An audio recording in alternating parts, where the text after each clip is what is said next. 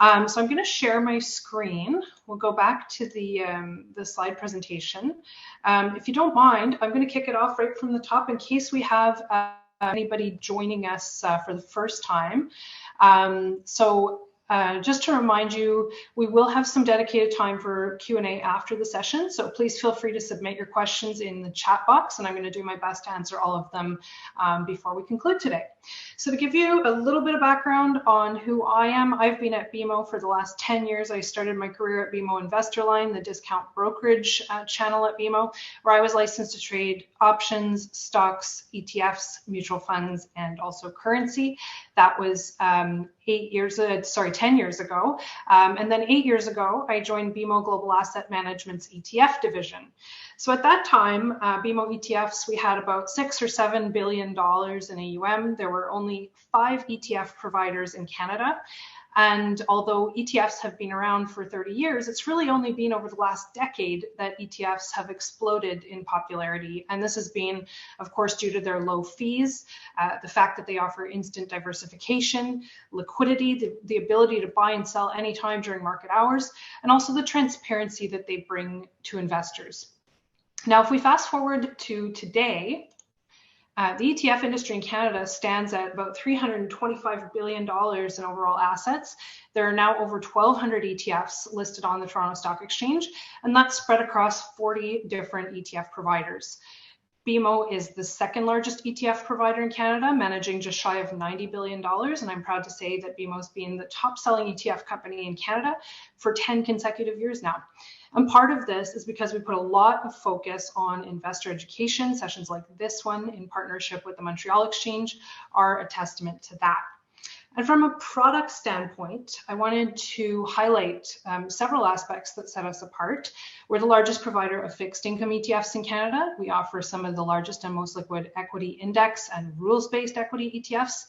We happen to be the largest provider of ESG ETFs and also the largest provider of covered call and options-based ETFs, which is what we're going to be focusing on today.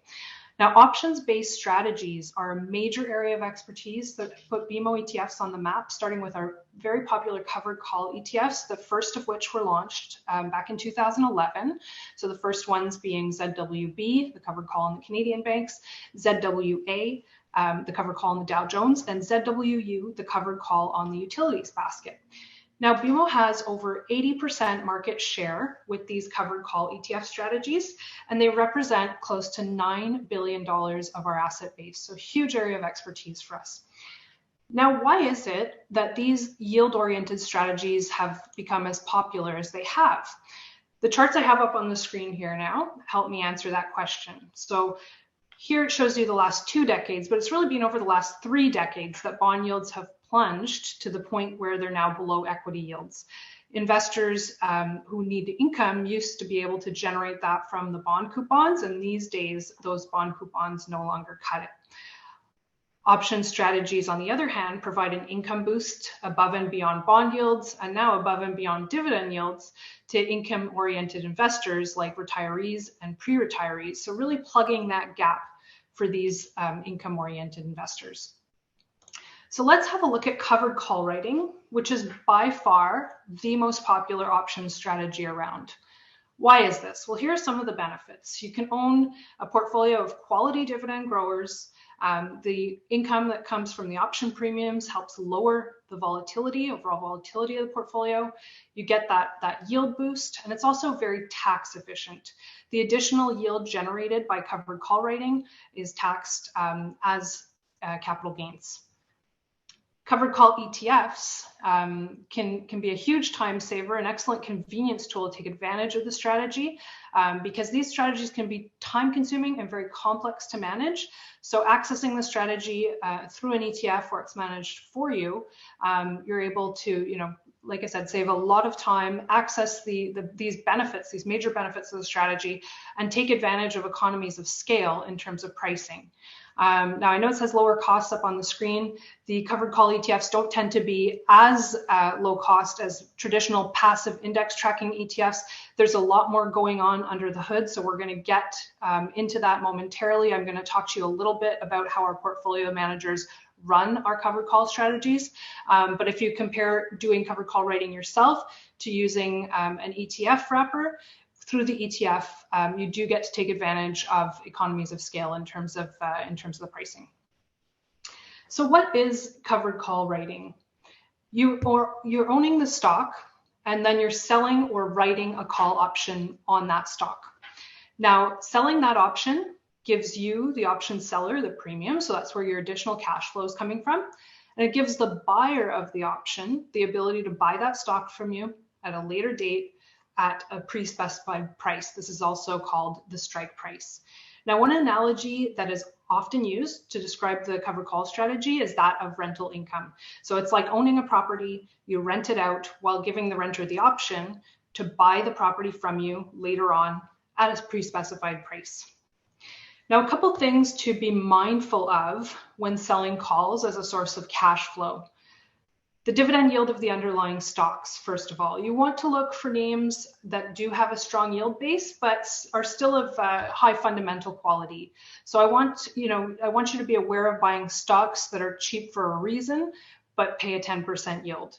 You also want to be avoiding stocks that are extremely volatile. So yes, these will pay higher options premiums, but there's also a higher risk of large price moves to the downside. So something to be aware of. Now, when you're choosing what options to sell, generally as an option seller, it tends to be better to pick shorter dated options. So 1 to 3 months out, and options that are out of the money, meaning above current stock prices. So this is to make sure that time decay is working for you, not against you. Now, in layman's terms, what that means is the closer you are to the expiry date, the higher the probability the option is going to expire worthless, which is good for you as the option seller. It means basically you have a higher chance of keeping the premium and rolling it over, which means selling a new options contract and collecting another premium the following month. Now, in terms of the percentage of the portfolio written, if you sell options on your entire portfolio, you're potentially capping your returns if you do get exercised, and then you have to sell the stocks at the strike price. So why is it so important to have a strong base of dividend payers in your portfolio? I do want to spend some time on this. This is also based on 30 years of data. I'm not making any of this up. We can see that companies that pay dividends and grow dividends have fared better over that time frame, over the last 3 decades, versus companies that have either cut dividends or not paid dividends at all. So both from a total return standpoint, but also the fact that these companies have tended to be less volatile. So better returns and less volatility, hard to argue with that combination. So you want to look for companies that have tended to pay dividends and have tended to grow their dividends in terms of your underlying portfolio. Now, you also want to make sure that you have a certain baseline in terms of fundamental quality. Sorry, I'm just trying to flip to the next slide here. Bear with me a second. You also want to make sure that you have a certain baseline in terms of the fundamental quality of the stocks that you're holding. And I wanted to share with you as an example some of the screens that we use at BMO ETFs when we're building out our dividend and our covered call high dividend ETF baskets. So we're looking for companies that tend to be large, tend to be liquid, mature businesses, companies that have at least flat to positive dividend payments over the last 3 years. So we're avoiding any companies that have cut dividends in this time frame, and we're also avoiding any companies that do not pay dividends. Now, we also want to go one step further, and we want to ensure that the company is unlikely to cut their dividend in the future, and that they're not paying out more than they can afford to. So we look at something that's called a dividend payout ratio, which is essentially the dividends paid divided by the company's operating cash flows. We look not only at the 4 most recent years, but we also use analyst estimates for the next 12-month period, so forward-looking. And this is to make sure that the dividend is funded by a company's core operations. couple of other things we do to manage risk in these high dividend covered call strategies. We also exclude any companies that have a sub-investment grade rating on their bonds. So junk status, like I said, we want to have a certain baseline of quality in terms of the holdings. And we also exclude companies that have price momentum in the bottom 10%. So we don't want to be catching a knife, metaphorically speaking. So after we run all of these screens, we're left with a basket of 30 or so large cap blue chip stocks that meet these criteria. And only then do we yield weight the resulting basket of these stocks that pass these screens. And it goes without saying as well that the options market on the stocks that we're holding have to be sufficiently liquid, very, very liquid as well. So this is what goes into the screens in terms of the underlying holdings. Now, next up here, for those of you that are more visual, this table is really helpful in illustrating the return profile of covered call rating strategies. So I'll walk you through it. The dotted dark gray line here is pretty straightforward. So that is owning the stock outright and not selling any options on it. So we participate fully in the ups, but also fully in the downs, and you're not generating any income beyond just the straight dividends of the company. Now, the blue line that we're seeing on this table here is the return profile of a traditional covered call option selling strategy. So you're participating in the returns, but only up to the strike price, which for here, in this example, is $60 per share. So in a traditional call writing strategy, it's written on 100% of the portfolio, which caps your returns at $60 per share.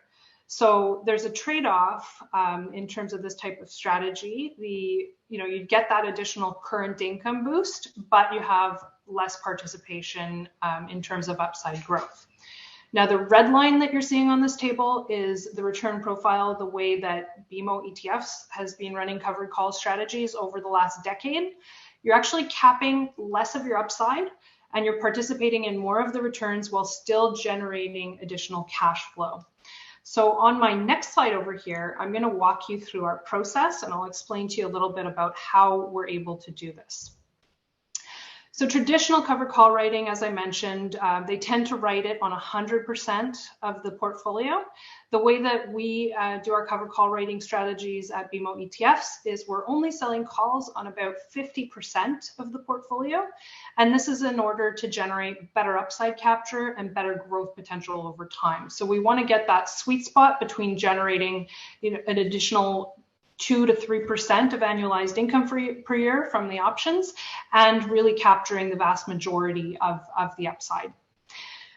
The other thing is that we're always selling call options with a strike price that's above current market prices. So in options parlance, out of the money. And this also allows us to go and capture more of that upside growth over time. Now on this table, you're going to get a sense of what goes into our decision-making process when we're selecting our strike prices.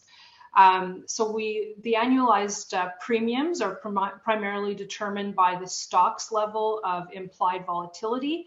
The higher the implied volatility, the higher the premiums collected. They're also impacted by how far out of the money you go. So we're really aiming for that sweet spot between implied volatility and moneyness to strike that balance between adding additional income, but also making sure that we're capturing that upside potential. So that sweet spot over here is represented in green, the green highlighted squares on the slide here, and it shows that in terms of stocks with higher implied volatility, you can actually write further out of the money, so further above the current stock prices, and capture more potential upside while collecting the same level of annualized income. Also, I should mention that we use short-dated options, so 1 to 3 months out, no longer, and that is to take advantage of time decay. As I mentioned before, this works out to the advantage of the option seller. The closer you are to the expiry date, the more likely it is that the option expires worthless and you're able to keep the cash and go ahead and do the same transaction the next month and collect the same cash flow. Now, our portfolio managers who are running these covered call strategies, I should mention that they're constantly monitoring market conditions. So I mentioned there's more that goes on under the hood with these covered call strategies when you're comparing them, let's say, to traditional passive index tracking ETF. So even though the stocks in the portfolio might not change often, we're screening based on those dividend criteria that I mentioned and I walked you through earlier, the portfolio managers have daily oversight over the options contracts. So they take market conditions into consideration when deciding how far out of the money are we going to write? What's the level of implied volatility for the stock? As I mentioned, we tend to write on approximately 50% of the total portfolio, but they might write slightly less than 50% if they're feeling a bit more bullish on markets, or slightly more than 50% if they're a bit more bearish on market conditions. And they're also going to be monitoring contracts that look as they might be moving into the money. So it's often, much more cost effective to close out the open options contract by buying it back rather than getting assigned and physically delivering the shares. So just these are a few of the things that are happening under the hood that our portfolio managers are managing on a daily basis. So just a quick word on volatility. On my next slide, I have the VIX index here. Implied volatility is, of course, what influences option prices more than any other factor. And last year, in March of 2020, at the onset of the COVID pandemic, we saw what was actually the fastest sell-off in all of market history. This chart here helps put that into perspective, but from a Canadian standpoint, we're used to hearing about the VIX readings. It's referred to Wall Street's fear gauge, measures volatility on the S&P 500. This chart over here shows you the equivalent, but it's for the S&P TSX 60 index. So we see on this chart, huge spike in vol in March of 2020, which of course translated into juicy options premiums and has trended downwards since then, but it's still above the historical average. So in periods of volatile markets, we see increased option premiums, and it can be a very, very attractive market environment for options selling strategies. Now, if we look at one of our longest running and most popular covered call strategies, ZWB, I mentioned it earlier, that's our covered call ETF on the Canadian banks. We see that there was a huge spike in option premiums last March. So in fact, the options premiums more than doubled for the month of March 2020.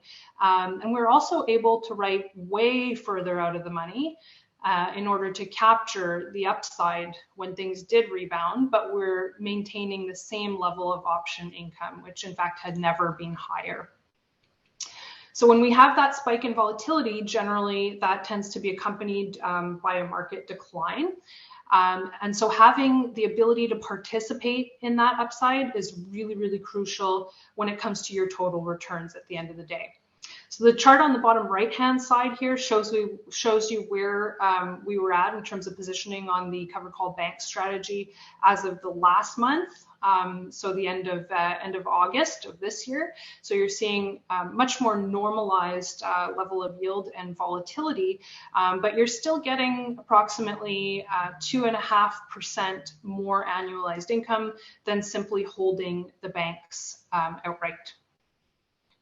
So I wanted to address how covered call options writing strategies perform in different market environments. I'll move to the next slide over here. So in down markets, I think this is a misconception that's important to debunk. There are some that think, that a covered call strategy will provide an outright market hedge when markets go down. And I think it's really important to specify that even though option premiums go up during spikes of volatility, that typically means the markets are down. So in a down market, your long position, the stocks that you own, are still going to decline. However, the income that you're collecting from selling calls will partially offset the decline. So that said, in a down market, covered call writing will typically outperform being long only, but only by the percentage amount of the options premium. Now, in a fast rising market, This is where covered call strategies will typically underperform or lag.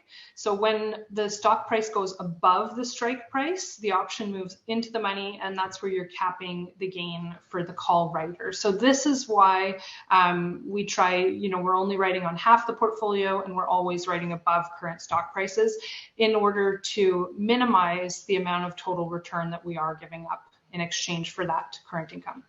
Now, in a sideways market, the covered call option strategies might perform similarly, but options similarly to the holding the underlying stocks, I should say, but the options premiums can help reduce the overall level of volatility.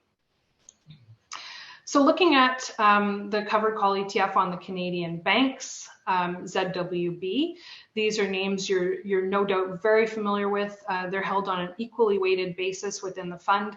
Current yield as of the beginning of this month was 5.79%. That was after fees, versus 3.31, which is the yield of ZEB. That's simply the equal weight banks ETF that we run with no covered call overlay. So we're earning approximately 2.5% on an annualized basis from selling those options. And I should mention, very, very tax efficient, this strategy, because the underlying dividends from the banks, they're taxed as Canadian eligible dividends, and the other 2.5% that comes from the options premiums are taxed as capital gains.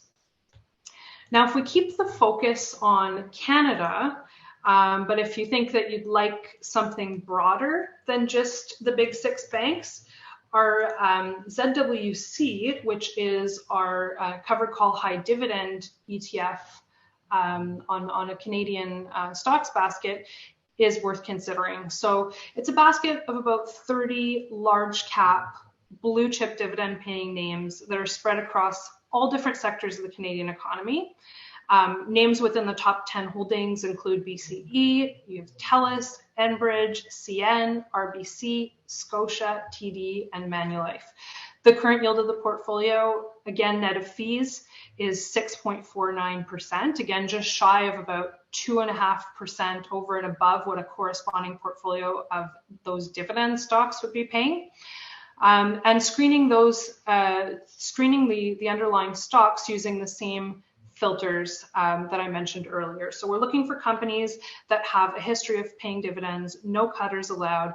Emphasis is really on making sure that those companies are able to continue making those dividend payments going forward and are not at risk of being cut. So there's a certain baseline of quality in the holdings.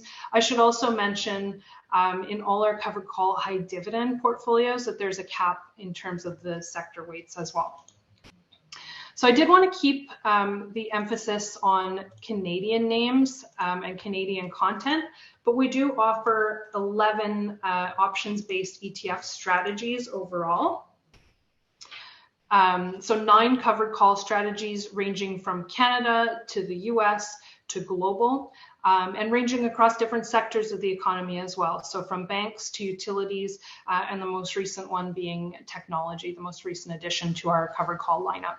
Now, the other 2 strategies, I do want to spend a little bit of time here as well. We offer a premium yield strategy, ZPay, which uses call writing and put writing, yields approximately 6% after fees, is also very tax efficient. Most of that actually is being taxed as capital gains, and has long-term returns similar to a balanced fund, but with a lower level of volatility. So this one, the ZPay, the premium yield, I refer to this one as the buy low, sell high, and get paid to wait ETF. It's a basket of high quality US equities. We sell calls and trim equity exposure as markets rise, and buy equities as the puts that we've sold go into the money when markets decline. So basket of high quality US equities, selling calls and selling puts on those US large cap names.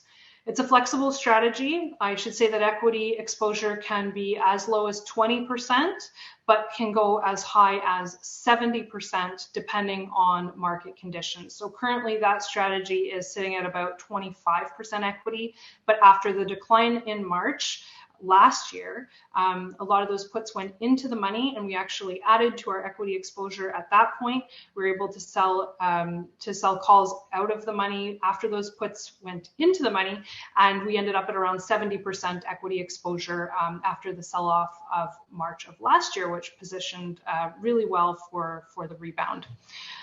So that's an option for investors that don't want, 100% equity exposure. They're looking for something flexible, and you're looking for tax efficient income. It harnesses both call rating and put rating. That is the premium yield ETF. The put rate strategy, I also want to spend a little bit of time talking about put rating. The put rate ETF, this is essentially the mirror image of call rating. The yield on this strategy is just shy of 7%. I should also mention, by the way, that both the put rating and the premium yield ETF are offered in 3 currency versions, so hedged, unhedged, and in US dollar units. And by the way, quick word on the US dollar units that is quite important to know, because these units trade on Toronto, even though they trade in US dollars. They are very attractive for Canadian investors who have greenbacks to spend, because they're not subject to US estate taxes, nor will you have to fill out a T1135 foreign income verification form come tax time. So I strongly consider, I would strongly suggest considering these ETFs that trade as US dollar units instead of looking to what's listed on the US stock exchanges if you do have US dollars to spend in your account. So I digress. What is put rating? Let's move on and talk about the put rating strategy and how investors can benefit from that in their portfolios. So what is put rating? A put option is the option to sell a stock at a given price.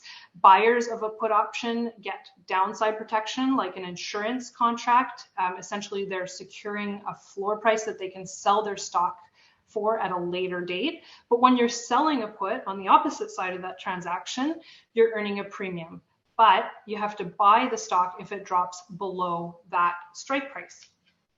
At the end of the day, put rating is an alternative income strategy.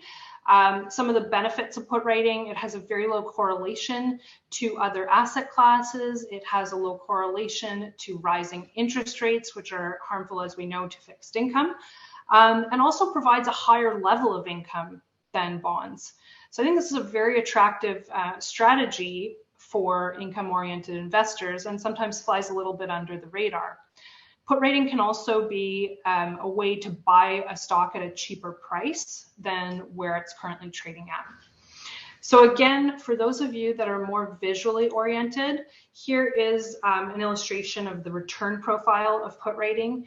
The return is essentially equal to the premium received. So that is represented here by the light blue line on the chart. And right down until the strike price. When you go below the strike price, you own the stock. So if the stock continues to go down, you're participating fully in that downside. And that's part of the light blue line to the left here of the strike price. Now, if the stock, goes through that strike price, you own it, and it goes back up, well, then you're participating in that upside. So long term, the returns of a put rating strategy will tend to fall between bonds and covered calls on an equity portfolio. It tends to perform well in a flat or in a moderately advancing market. I should also mention that in a significant downturn, the put rating strategy will tend to decline as the puts move into the money. Now, a little bit of background on how we run our strategy at BMO ETFs for put rating. 60% of the puts that we write are written on 30 to 50 large cap US equity names, and the remaining 40% is written on the broad US market. Some of the names that we're writing puts on include big names like BlackRock, MasterCard, Illumina, Lululemon, and United Health. And on average, I should also mention that when we're running our put rating strategy, we tend to be between 10 and 20% out of the money, which in this case means below the current stock prices. And if we are assigned, we have the ability of holding the stock and being long that stock for up to 90 days if the portfolio managers anticipate a rebound in that stock. And to manage risk, we also apply sector caps. So the sector cap on this strategy is 20%. So that's really to make sure that risk is not overly concentrated in any one sector of the market. Again, short dated options only. So in this case, it would be 1 to 6 months out. So that's a little bit of background on how we run the put rate strategy here. I see there's a question in the chat, the ticker of the underlying for the put rate strategy on the unhedged units, it's ZPW. Now to close things off, I wanted to do a quick recap of these two really cornerstone option rating strategies that are used to generate income. So covered calls, that's where you own the stock, you sell a call option on that same stock, and you earn income from the call premiums. So if the stock hits that strike price, you have to sell. Essentially, it does create a bit of a hedge on a long position and tends to be the most successful when the stock price does not move by huge amounts in the short term. In terms of put writing, you're earning a premium for selling downside protection to another investor.